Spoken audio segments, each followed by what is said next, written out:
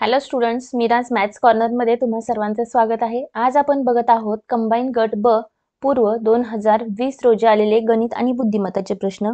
याच्या आधी आपण 2021 आणि 2022 चे प्रश्न बघितलेले आहेत.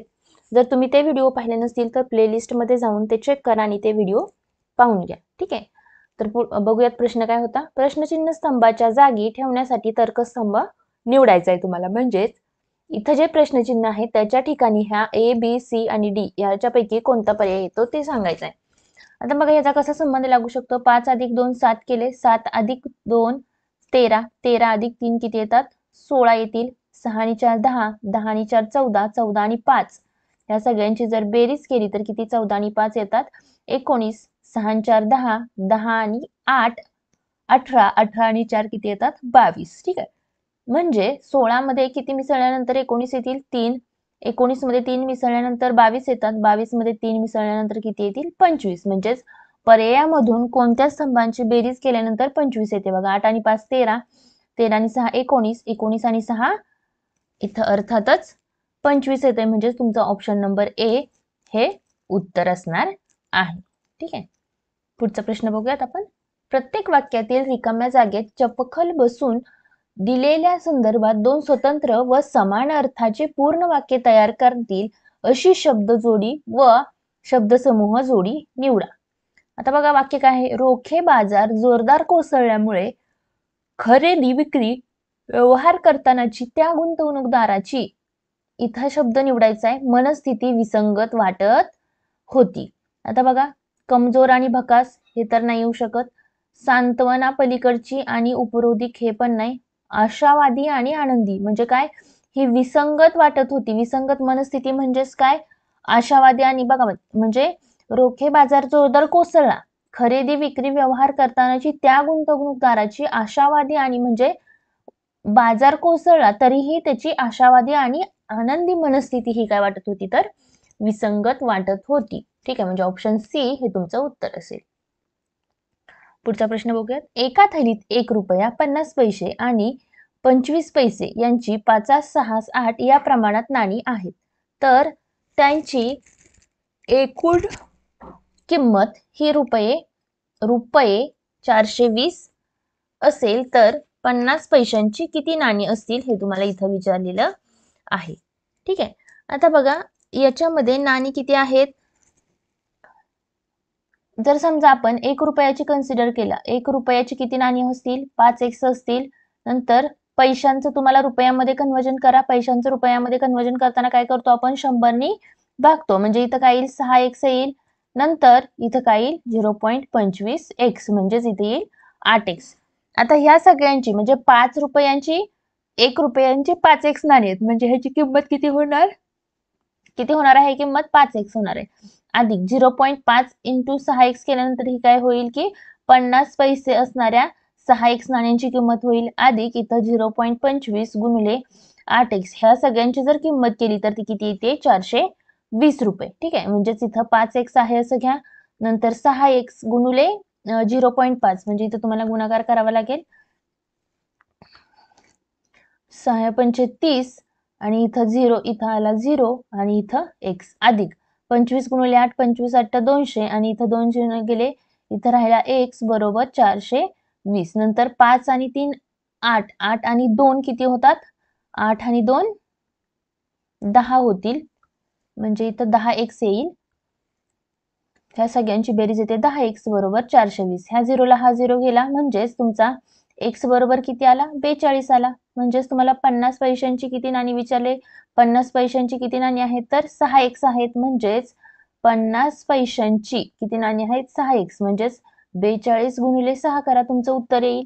ठीक आहे, 42 × 6 केल्यानंतर किती येतं बघा 6 × 2 12, 6 × 24 आणि 25 म्हणजेच 252 नाणी ही काय असणार आहेत किती रुपयांची 50 पैशांची असणार आहेत. फक्त आपण काय केलेलं आहे की जे गुणोत्तर दिलेलं आहे त्या गुणोत्तराचा यूज केलेला आहे आणि आपलं उत्तर काढलेलं आहे. ठीक आहे, पुढचा प्रश्न बघूयात आपण. वार्षिक 6% दराने 10 महिन्याच्या थकीत बिलावर रुपये 26.25 सूट मिळते तर बिलाची एकूण रक्कम किती. आता बघा इथं रेट किती दिलाय R बरोबर 6% दिलेला आहे. ठीक आहे, 6% किती महिन्यांसाठी आहे, टाइम पिरियड किती आहे, 10 महिने. 10 महिन्याचं वर्षामध्ये कन्वर्जन करताना आपण 12 ने भागतो. नंतर इथं सूट म्हणजे तुम्हाला सूत्र काय वापरायचं आहे, व्याज बरोबर मुद्दल किती आहे माहित नाही, दर किती आहे 6%, मुदत किती आहे 10/12 भागिले 100. ठीक आहे, म्हणजे 6 एके 6, 6 दोन्ही 12, बे एके बे, बे पंचे 10. इथं 5 एके 5, 5 दोन्ही 10. म्हणजेच तुमची मुद्दल किती असणार आहे, 26.25 गुणिले 20. आता ही तुमची मुद्दल भेटलेली आहे. म्हणजे त्याला जर आपण गुणाकार केला, हा 0ला 0 घेतला, 5 दोन्ही 10, आजच्या गेला 1, 5, 6 दोन्ही 12, हातचे गेले 1, 2, 2, 4 आणि 1, 5 आणि 2 दशांश घर म्हणजे 525 रुपये ही काय होती, मुद्दल होती. पण बिलाची एकूण किंमत ही मुद्दल आहे, ती मुद्दल प्लस त्याला किती सूट मिळालेली आहे, 26.25 रुपयांची सूट मिळालेली आहे. म्हणजे त्याच्यामध्ये काय करावं लागेल, इथं 5, 2, 6, 5, 11, 2, 2, 4, 5 म्हणजेच 551.25 ही काय असणार आहे, बिलाची एकूण किंमत असणार आहे. ठीक आहे, काय केलं आपण, फक्त याच्यामध्ये सूत्र वापरलं, त्याच्यावरून मुद्दल काढली आणि बिलाची एकूण किंमत विचारली आहे. त्याच्यामुळे आपण काय केलं की मुद्दल अधिक त्याला किती सूट मिळाली आहे, ती सूट, याच्यावरून तुम्हाला काय भेटणार आहे, तर बिलाची एकूण किंमत भेटणार आहे. ठीक आहे, पुढचा प्रश्न बघूयात. 3 व्यक्तींच्या आजच्या वयाची बेरीज ही 72 वर्ष आहे व 7 वर्षांपूर्वी त्यांच्या वयाचे गुणोत्तर हे 4, 6, 7 असे होते, तर त्यांचे आजचे वय किती. आता आजचं वय विचारलंय, 7 वर्षांपूर्वीचं गुणोत्तर विचारलंय. सिंपल आहे, फक्त आजच्या वयातून वजा 7 केलं, कारण ते 7 वर्षांपूर्वीचं विचारलेलं आहे. जर 7 वजा केलं तर ह्या प्रत्येक नंबरला पहिल्याला 4 नी, दुसऱ्याला 6 नी, तिसऱ्याला 7 नी भाग जायला पाहिजे. म्हणजे बघा, याच्यामधून जर 7 वजा केले तर किती येतात, 13. 13ला 6 नी भाग जातो का, नाही, म्हणजे हा ऑप्शन नाही. 7 का वजा केले, कारण हे आजचं वय दिलेलं आहे, पण आपल्याला गुणोत्तर कशाच माहितीये, 7 वर्षांपूर्वीच माहितीये. म्हणजे 22 मधून जर 7 वजा केले तर किती येतात बघा, 15 येतात. याला पण नाही भाग जात. याच्यामधून जर 7 वजा केले तर 12 येतात. 12ला 4 नी भाग जातो. नंतर पुढचा चेक करा, 25 वजा 7, 7 आणि 8 15 आणि इथं 1 म्हणजे 6 नी पण जातो ह्याला भाग. 28 मधून जर 7 वजा केले 21 म्हणजे तुमचा ऑप्शन असणार आहे सी. म्हणजे तुम्हाला पेन पेपर पण घ्यायची गरज नाहीये. पण तुम्हाला जर ही ट्रिक माहित नसेल तर बेसिक मेथडनी कसं सॉल्व्ह करतात ते बघूयात आपण. ही आपण ट्रिक बघितलेली आहे. ट्रिक काय बघितली की आजचे वय दिलेले आहेत ऑप्शन मध्ये आणि आपल्याला प्रश्नामध्ये गुणोत्तर दिलेलं आहे 7 वर्षांपूर्वीचं. त्याच्यामुळे काय केलं, प्रत्येक प्रश्नातील जे वय दिलेलं आहे त्याच्यामधून 7 वजा केले आणि त्या 7 वजा केल्यानंतर जे आलेले उत्तर आहे त्याला 4, 6 आणि 7 नी भाग जातो का बघितलं. आता जी रेग्युलर मेथड आहे त्याने कसं सॉल्व्ह करायचं बघूयात आपण.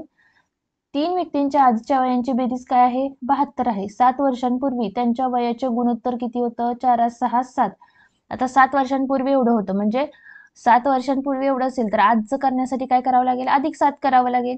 नंतर ह्याच्यामध्ये पण अधिक 7 करावं लागेल. प्रत्येकात जर अधिक 7 केलं तर त्यांच्या आजच्या वयाची बेरीज भेटणार आहे आणि ती बेरीज किती आहे, 72 आहे. 6 आणि 4 10, 10 आणि 7 किती, 17. x अधिक 7 त्रिक 21 बरोबर 72. हा 21 अधिकला इकडे गेल्यानंतर जाईल वजाला, मग हे वजा केल्यानंतर किती येतात बघा, 51 आणि 17 त्रिक 51 म्हणजे x बरोबर 3 झाले. म्हणजे त्यांची आजीची वय किती असणार आहेत बघूयात आपण. x च्या ठिकाणी फक्त 3 ठेवा. 4 गुणिले 3 4 त्रिक 12 आणि 7 किती आले, 19. नंतर 6 गुणिले 3 6 त्रिक 18, 18 आणि 7 येतात 25. नंतर 7 गुणिले 3 21, 21 अधिक 7 किती येतात, 28. म्हणजेच तुमचं उत्तर काय असणार आहे, ऑप्शन सी हे तुमचं उत्तर असणार आहे. ठीक आहे, पुढचा प्रश्न बघा. शेतातील तण काढण्यासाठी 5 मजुरांना 12 दिवस लागतात, तर तेच काम करण्यासाठी आता मजुरांची संख्या काय झालेली आहे, मजूर आणि दिवस. मजुरांची संख्या जर वाढली तर दिवस काय लागणार आहेत, कमी लागणार आहे. ठीक आहे, म्हणजेच ह्यांचं काय प्रपोर्शन असणार आहे, इनवर्स प्रपोर्शन असणार आहे. त्याच्यामुळं इथं बघा, आता मजूर किती असणार आहेत, 15, तर त्यांना दिवस किती लागतील हे तुम्हाला विचारलेलं आहे. म्हणजेच तुम्हाला इथं जर प्रपोर्शन लिहायचं झालं तर तुम्ही प्रपोर्शन कसं लिहाल, इथं बघा, मजूर हे इनवर्सली प्रपोर्शनल आहेत दिवसांना. म्हणजेच पहिले मजूर आणि इथं दिवस बरोबर मजूर आणि दिवस. मजूर किती आहेत, 5 गुणिले दिवस किती आहेत, 12 बरोबर मजूर किती लागतील हे तुम्हाला माहिती आहे. 15 मजुरांना विचारलेलं आहे. 15 मजुरांना आणि दिवस किती लागतील हे काढायचं. आता हा 15 इकडे गुणाकाराला आहे, इकडे गेल्यानंतर काय होईल, भागाकाराला जाईल. 5 एके 5, 5 त्रिक 15, 3 एके 3, 3 चौक 12. म्हणजेच दिवस किती लागतील तर 4 दिवस लागतील. 15 मजुरांना कमी दिवस लागतील. जर मजूर कमी असतील तर दिवस काय लागणार आहेत, जास्त लागणार आहेत. ठीक आहे. तर आजचं लेक्चर इथं संपतंय. व्हिडिओ आवडला असेल तर व्हिडिओला लाईक करा आणि आधीचे तुम्ही 2021 आणि 2022चा कंबाईन गट ब पूर्व याचा पेपर जर पाहिलेला नसेल तर तुम्ही नक्की याच्या प्लेलिस्टमध्ये जाऊन चेक करा. थँक्यू.